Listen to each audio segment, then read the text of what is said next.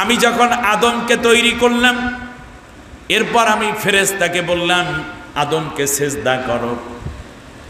ফেরেশতারা সবাই সেজদা করলো। যেহেতু ফেরেশতাদের মধ্যে ছিল ইবলিস, ফেরেশতাদের মধ্যে সবচেয়ে আকর্ষণীয় ফেরেশতার মর্যাদা। ইবলিস বলল যে আল্লাহ, আমি তো তাকে সেজদা করতে পারি না। সেজদা করে নাই বলে আল্লাহ জিজ্ঞেস করলেন যে আচ্ছা ইবলিস, সবাই সেজদা করলো, তুমি সেজদা করলা না কেন? বলল যে আল্লাহ, আমি সেজদা করব কেমনে? আনা খয়রুম মিনহু, আমি তার চেয়ে উত্তম। আমি তার চেয়ে কি উত্তম, এই কারণে আমি কি করি নাই, তাকে সেজদা করি নাই। আচ্ছা, কে উত্তম কে অধম এটা সবচেয়ে ভালো জানেন কে? আরো জোরে বলেন। অহংকার করবেন না। সর্বপ্রথম অহংকার করেছে কে? ইবলিস। আরেকটা মজার ব্যাপার হলো, ইবলিস আল্লাহ তাআলার একটানা 70 লক্ষ বছর পর্যন্ত আল্লাহ তাআলার ইবাদত বন্দিগি জিকির আজগার সেজদা রুকু করে করে অনেক প্রিয় পাত্র হয়ে গেছে, বড় প্রিয় পাত্র। আর আল্লাহ তাআলার কয়টা হুকুম অমান্য করে সেই ইবলিস শয়তান হইল? জোরে বলেন। একটা। এই কোরআনের মধ্যে কার হুকুম? আরো জোরে বলেন। তাহলে ইবলিস শয়তান হয়ে কোনোদিন কি জান্নাতে যেতে পারবে? পারবে না।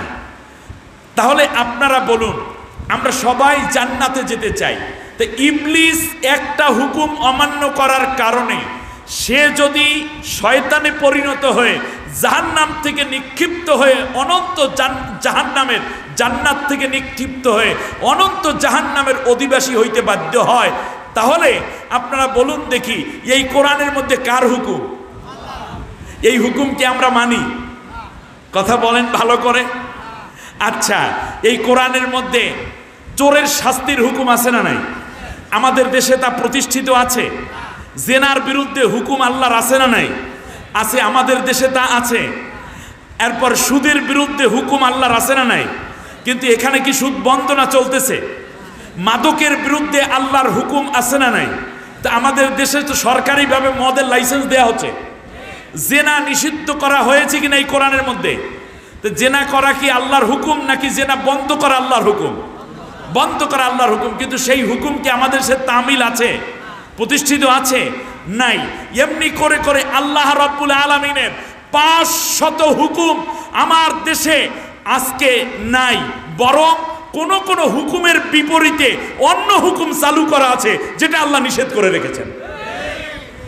তাহলে আমি আপনাদের কাছে জানতে চাই, যদি আল্লাহ তাআলার একটা হুকুম অমান্য করে ইবলিস শয়তান হয়ে যায়, অনন্ত জাহান্নামী হয়ে যায়, তাহলে আল্লাহ রাব্বুল আলামিনের 500 হুকুম অমান্য করার পরে আপনি কেমনে জান্নাতি হবেন? একবার নিজেকে প্রশ্ন করে দেখুন।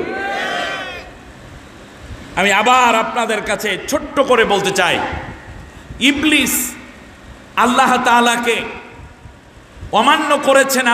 করেছে আল্লাহর একটা হুকুম যে আমি আদমকে সেজদা করতে পারি না, সে একটা চিন্তা থেকে এটা বলেছে নাকি?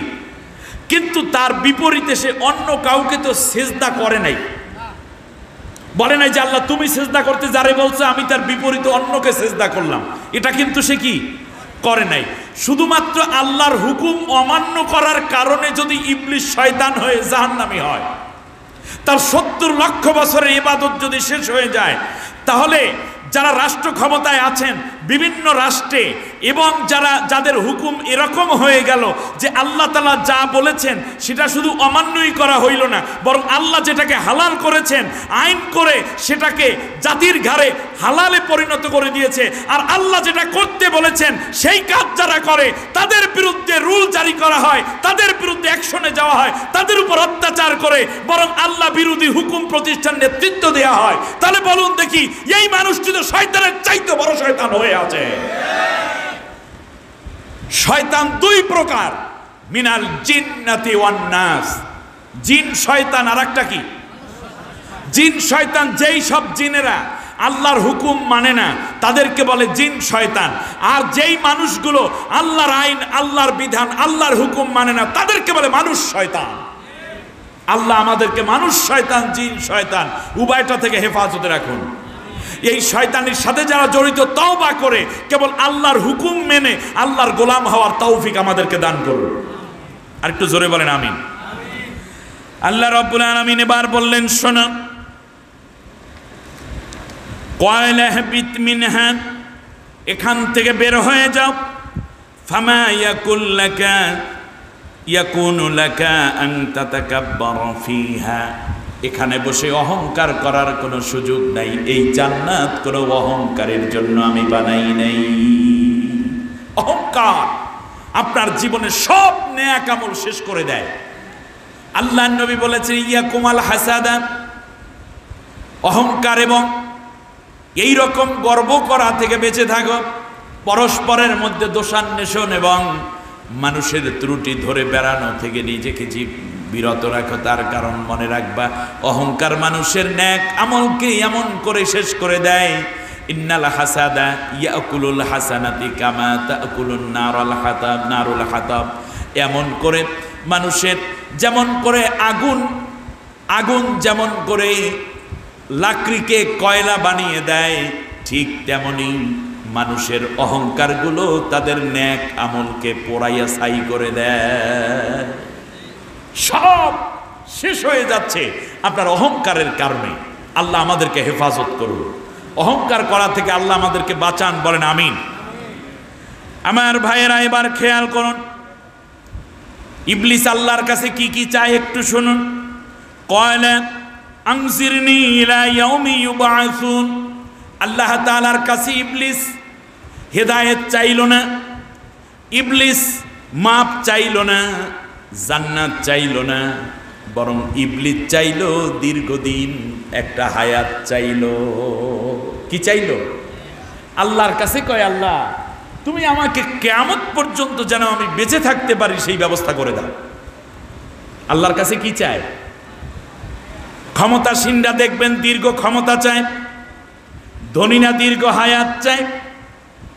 এমনি করে করে মানুষ যে চাকরিজীবী সে এক্সটেনশন চায়, এক একজনে দীর্ঘটা চায়, আরো চাই আরো চাই আরো চাই। শয়তান এই জিনিসটাই আল্লাহর কাছ থেকে চেয়ে নিয়ে বলল, আল্লাহ আমাকে তুমি দীর্ঘ একটা হায়াত দিয়ে দাও। আল্লাহ রব্বুল আলামিন বললেন, কিয়ামত পর্যন্ত তুই বেঁচে থাকবে, হায়াত দিয়ে দিলাম। আল্লাহু আকবার। আমরাও হায়াত চাই, তবে আমরা নেক হায়াত চাই। আল্লাহ কবুল করুন, বলেন আমিন। এর পরের কথাটাই খুব সুন্দর। এরপরে যেই কথাটা ইবলিস বলল, ক্বালা ফাবিমা আগওয়াইতানি লাআকুদান্না লাহুম সিরাতাকাল মুস্তাকিম। রব্বুল আলামিন যেই আদম সন্তানদেরকে সেজদা করার বলার অপরাধে, যেই আদমকে সেজদা না করার অপরাধে আমাকে আজকে জান্নাত থেকে ফেলে দিচ্ছ, মনে রাখবা এই আদমের যেন আদম কোনো দিন জান্নাতে থাকতে না পারে, আবার জান্নাতে যেন আসতে না পারে। এই জন্য সিরাতাল মুস্তাকিমের মধ্যে আমি বসে থাকব, তাকে ওয়াসওয়াসা দেব, কোনো দিন আমি তারে শান্তি দেব না। তো শয়তান যেদিন, ইবলিস যেদিন শয়তান হয়েছে, সেই দিন তার টার্গেট আদম সন্তানকে সুস্থে থাকতে দিবে। কথা বলেন, আদম